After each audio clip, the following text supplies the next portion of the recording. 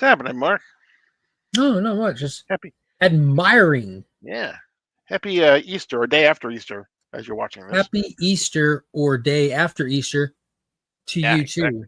Exactly. Hope you didn't eat too much. Not yet. I'm planning to though. Yeah, yeah, all right.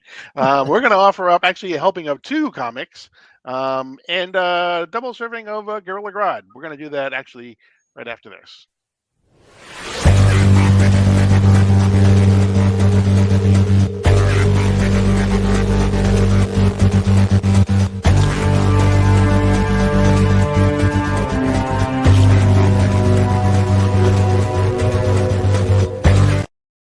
Before we get started, don't forget to hit the subscribe button, hit the like button, hit the notification bell, leave us a comment, let us know how we're doing. All that good stuff. All that's just below us, right down there. Oh, So down there. exactly. Do it. Yeah, exactly. So we got, like I said, we got two things to talk about today because we have, besides the Absolute Universe, Absolute Flash, we have what is the first major crossover in the All-In era, which is We Are Yesterday, which is happening in World's Finest and in Justice League Unlimited. So we have the first part of that. But we're going to start off with Absolute Flash number 2. Yeah, we are. Yeah, we are. I'm assuming you loved this issue. I did. Mostly because it has a very large Dr. Manhattan themed vibe to it. Does it? Yeah, he does. He's like he right down to the like it is 1994. Yeah. It is 3 weeks later. Like he's I living in didn't all bridge times that. at the same time. I didn't bridge that connection, but that does make perfect sense for my taste. But Hmm. what I did take away from this issue is that specific storytelling, I don't know, like style that you're referring to, it bridges us to the title of this story arc is what it does in this. And that's where my mind went, but it's definitely very Dr. Manhattan-y. Yeah. And it kicks off with it as well, just him right where we left him in the cave next to the skeleton body of Barry Allen, wearing what we know to be the Flash suit, on his knees, crying, and just the big words behind him, now. Right. Exactly. And again, we see these kind of how fast he's thinking and everything. We see these little word boxes on top of each other. They're running into each other. He's thinking so Yeah. fast. We see again he's being chased by what are the rogues? 4 of them. Yeah, exactly. Who do we have? We have Captain Golden Boomerang, Glider, Captain Boomerang, um, Trickster, the Trickster, and the man, the myth, the legend himself, Captain oh, Cole. Captain Cold, right? Yeah, of course. Who is trying to shut off all of his ways to get out by basically just pouring ice into Yeah, all the they different caves. obviously in issue 1 they were sent to go retrieve him. We don't know who sent him yet or any of that stuff like that, but it picks up right where it left off. Him in the cave, them going into the cave, and you can see them coordinating and then working as a unit, as the rogues are often seen doing. You see them together a lot of times, but Cold is mapping it out and shutting off the different exits to the cave. Boomerang is sending in his drones, which modern take on Captain Boomerang. They're shaped like boomerangs, but they have all kinds of utilities. He's able to track them on his wrists and everything. You have Golden Glider outside teed up at the exit, ready to intercept him when he comes out. And you have Trickster telling him, yeah, good effort, guys. This isn't going to go the way that y'all want. Something's off with this whole situation. And they're like, chill, we got this. And their plan goes into action. Right. He manages to get out of the cave. In super speed. In super speed, right? Where he is then once again he is put upon by the 4 rogues, and he basically has what is, for lack of a better term, almost seems like kind of a meltdown. An emotional response to the whole situation, not knowing why he's there, why Barry's dead, how he got there, who are these people after me, why am I having these feelings, these visions, why can't I understand anything? And it just has a emotional overload resulting in this electronic outburst. Mm-hmm. Yeah. And as he says the word alone, he then screams the word Barry, and that's when he is suddenly, then we see him back a couple of days then, before. not now, then. Right, exactly. Then. Which is always a good time to be. It's like, and it's right where we last saw him and Barry. Like he's in the middle of the swirling energy out at the base, at the military installation where his dad and Barry Allen are working on unknown projects to us. Barry's wearing the uniform. He's inside the safety of some kind of containment sphere, and he's trying to reach out for Wally, who walked into this whole thing at a bad timing, and then poof, Wally's gone. The whole machine shuts down, and in walks Dr. Allen, who immediately, like, what have you done? And just starts swinging haymakers on Barry, laying into him. I told you to stay away from him. You just had to mess with him. And Barry's asking him, stop, look. And then up in the air, this materializes like right after the events of it. Okay, Dad? now look at the right panel on that page, right? And that is exhibit number 2. That, to me, totally reminded me of the nervous system of Dr. Manhattan. Yeah, he's reconstituting, isn't he? Yeah. And his dad's talking to him, it's going to be okay. And then we get a glimpse back at him outside the cave screaming, and then we pop back to him, and he's hitting the ground. He's whole again. Well, I guess that's just him coming together. But he's kind of whole again. It's like he's coming apart and coming together. And we're getting that stylistic choice where it's almost like a bunch of horizontal bars to indicate like this separation or the when he's moving fast or whatever. But they run up to him to help him, and he screams, "Stay away!" And you see another explosion there in the lab, and it brings us back to the present where he's outside surrounded by the rogues. But in that moment of him kind of having that flashback or that out-of-body experience, they managed to get the trickster to contain him. Throw a little trickster ball down, and poof, he's in a sphere where now they got him. They feel like they're good to go. And he's saying, "Let me out of here." And like, "No way, we got stuff to do. Blah, blah, blah. We're going to get you back to the base. We're going to open you right up, and we'll get to the bottom of this." And she says that, and he kind of just instinctively just kind of, just he's out of the bubble. Just speed forced himself out. Get a close-up of his eyeball with that unique symbol in it, that lightning in it, which was awesome.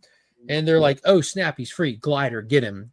And she's confident, "I'm on it," and immediately takes off after him where she's reaching, getting closer, and he kind of looks back and boom, gone.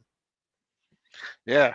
And he's, basically then is, this is where he kind of goes through his little Dr. Manhattan thing. And again, where he, we see him existing in multiple times.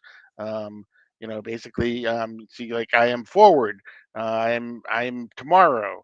And then he starts seeing things from the upcoming, he starts seeing the future as he's there. And that's not a good thing for him. No, because he sees 2 potential futures, right? Right. He sees one where he's saving people. He's a hero wearing this crop top outfit that we've discussed before, but he also sees another potential future where he's a villain, a monster. He's seeing a future of uncertainty, a future where he is a Flash of 2 worlds. Right. Which is kind of interesting because, that's a play on, that's obviously the name of the first thing here. But as you mentioned, that's also a play on the Flash of 2 worlds, from Flash 123, where we have the first appearance of Jay Garrick and Barry Allen together. So we see Barry next. He's lying basically in the sand. And Captain Cole basically says, "Okay, you know what? I've had enough of this. It's time to go to Plan B." Plan B. We hear Boomerang even says, "Hey man, you sure you want to do this?" Yeah. "No, but we don't have any other choice." And they open their armored transport vehicle they came in, and slides open, and you see these menacing eyes. Right. You see the exhale separating the smoke that's in there, the angry face, and we have no clue what's coming out. And then you turn the page, full page splash of this cute little monkey with his brain exposed. Right. It's Who is Gorilla Grodd. We see Yes. it is mentioned that it is basically Get Grodd, and that's basically what we see is that tiny little monkey. He's so cute. He is. He is. Not what you would think if you've read any of the Flash stories, or if you've read the other story that we're going to get to in a second. Definitely not the Grodd that we're used to.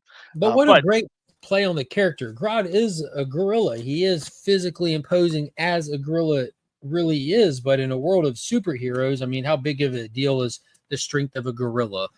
Grodd's mind, his mental abilities, his actual villainy. That's how he actually does what he does, how he's actually a threat to anybody or anything. Right, So and we lean know them that. in. I mean, all of the rogues are terrified of him, obviously, because they're like, "Do we really want to do this?" And but they decide to do it, and so we'll see exactly what kind of Grodd we get in the next issue. Now I'm thinking Uh, we might get one that doesn't have the intellect. He's right. more of the emotional capacity of an actual gorilla that we would expect, or a monkey that we would expect. Now dealing with something with that capability, with that lack of intellect, that's a wild card right there. Yeah, exactly. It's kind of like putting the strength into it's kind of like putting all the strength into a Hulk that basically has, it's just all emotion, basically, for Yeah, the most part. So, um, very yeah, interesting stuff. Absolute Universe continues to be awesome. I know that a lot of people were kind of iffy with the first issue of Flash. I didn't understand it. I don't know, it was the weakest of them. Uh, this issue paid off in a lot of ways. It delivered a lot more firsthand, seeing what happened the moment of him getting the powers. It's not revealing everything, which it leaves a lot to look forward to in the next story. We get a lot of rogues right out the bat, so mhm, they're giving us a ton of stuff, and I like that they're not giving too much. Out of what they're choosing to give us is leaving me wanting in a lot of really great ways. I'm digging it a lot. yeah, me too. It's so far to your point. I think the Absolute Universe is clicking on all cylinders right now. So, Dominating too in yeah, sales. yeah, exactly. Then we get to this. This is World's Finest number 38. First of all, I can't believe it's already issue number 38. I can remember when Mark Waid was announced with Dan Morris starting it, and it's already issue number 38.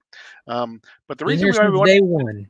yeah, the reason why I want to talk about this is because this is the first all-in um, basic crossover.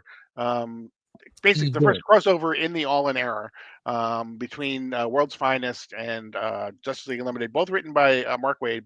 But before I forget, if you're interested in the Absolute Universe too, and you can still find it, get the Summer of Superman special.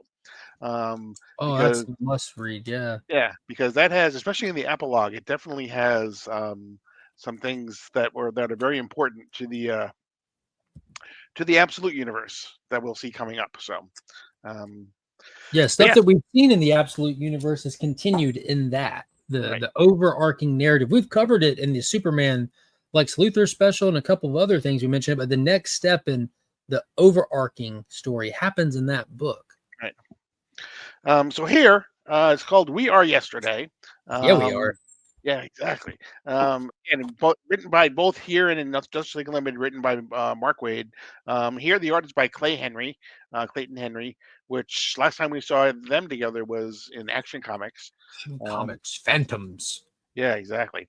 But we start off basically with Clark and Bruce on a plane. They're basically observing a test flight for one of Wayne Enterprises' new fighter jets, which is being piloted by Hal Jordan, of course. Yeah. Yeah. And Clark was really proud of Bruce for investing this much money, this much risk, and letting Hal fly it, which was great because he immediately said, "Oh, it's fine. I assume if anything happens, he's got the ring. We'll fix all this." And Clark had to be the one to inform him. Hal doesn't fly with his ring. He needs to be all instincts and reflexes up there and not rely on anything but himself. And Bruce is immediately He goes, upset. "Wait, what?" Huh? And of course, as happens, there is a problem with the plane. Hal ejects. Again, doesn't have his ring, so Hal ejects. He's parachuting down, and as he's parachuting down, he suddenly disappears. Yeah, he ends up landing in Gorilla City, Right, and he's greeted by some not too happy residents. right. Yeah, He's greeted by Grodd, the Grodd that we're used to. Um, normal Grodd, exactly. the Who does normal super strength talking ape with telepathic abilities. right? Par Who for the right off the course. bat says, "I'm declaring war on the human race." So we know exactly where we're going right off the start. Then we get Boom! then we get the huge title page. I'm loving the huge title pages. Mhm.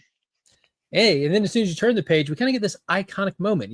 Hal's down. We got to get there. You turn the page and you get a little glimpse Flash, at, hey, Flash now that's Superman. an image that people are familiar with. Seeing Superman and Flash side by side barreling. Oh yeah, yeah. Look at that. I didn't even get one of those for the PC. I gave it away. The Mark Spears variant for Flash, gorgeous. Definitely cool stuff. But yeah, they're running to get to the scene, and Batman's there in the Batwing. They know Gorilla City's here. They're going there, and they know it's cloaked, it's disguised. They use Barry to vibrate their way through to get to the other side, and they're greeted by an entire elite force of apes, guns trained on them, the welcoming committee. Everyone's a little hostile, so Supes and Flash disarmed them really fast. Right. But then they unleash Titano on him. Yeah, the giant gorilla with Kryptonian laser eyes. Exactly.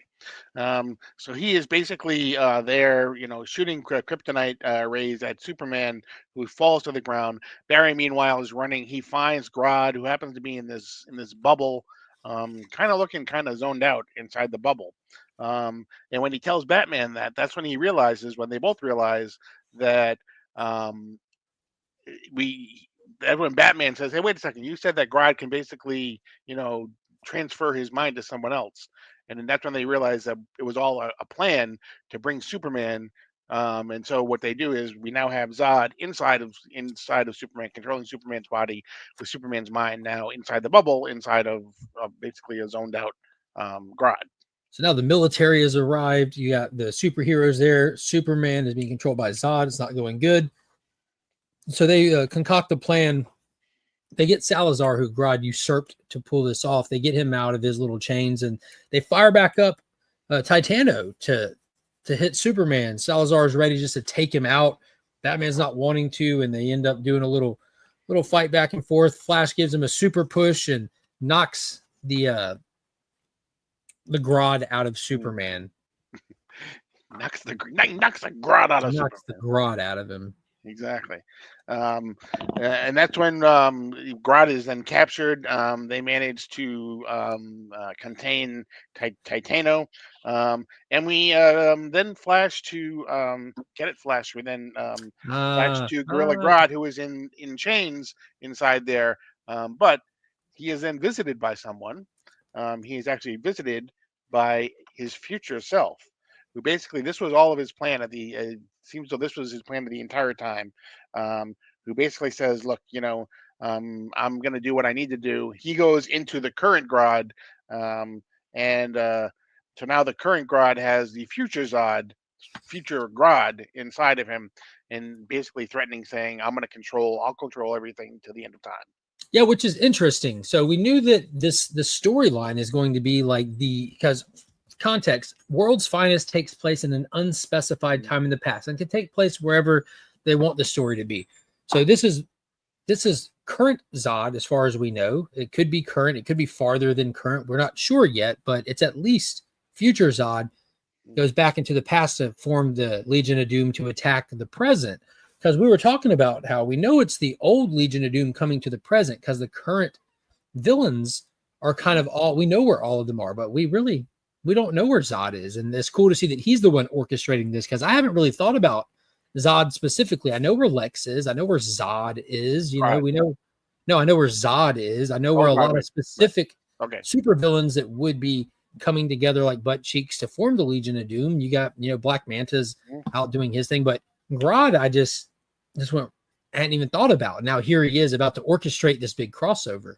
Right. So I'm thinking that if you go back to the last panel of Justice League Unlimited, all of those people are from the past, including Grodd, but it's the future Zod, that future Grodd that's in Grodd. Yeah, I think that's interesting. So it's not just the Legion of the Doom from the past saying, "Hey, man, we don't ever win these battles. Why don't we just go to the future and fight them?" Because that's kind of crazy. They're even more experienced then, but it's the Zod of the present going to get an army from the past and to come fight for him. Very interesting. I'm wondering if he's going to be in all of them. I don't know. It would be interesting. That would be interesting. Because he's got this unique headgear that looks like it's made of light almost, I'm not sure what's up with that. So I'm wondering if he's like amped his powers and he's about to like take on the consciousness of the entire Legion and bring him in. Yeah, he definitely is being built up in the story as though he could. So I wouldn't be surprised. But I'm excited for part 2 next week. Martian Manhunter, Justice League Unlimited. Yeah, exactly. So it's going to be in World's Finest, and it's going to be in Justice League Unlimited, and it's going to be in the World's Finest annual too, the 2025 annual. So it'll be 6 books total, right? We're one down. Yep, exactly. So this Uh, isn't like a summer event that's going to interrupt your regular scheduled reading. This will just be happening inside the pages of the existing books. So if you're already getting them set, if you're already reading Justice League Unlimited, which a lot of people are, add World's Finest on there for just 3 issues, and you're good. You're good. exactly. You might want to stay though. Yeah, you don't need to subscribe to 31 World Under Doom issues or anything like that. Low blow. Um, but that's going to be it for this edition of DC Comics Deep Dive. I am Paul. He is Mark. Don't forget to subscribe, hit the like button, hit the notification bell, leave us a comment. But like I We are said, Legion. yeah, exactly. Do all that stuff. Go do it now. Well, we won't Now wait for you though. or We'll see you then. next.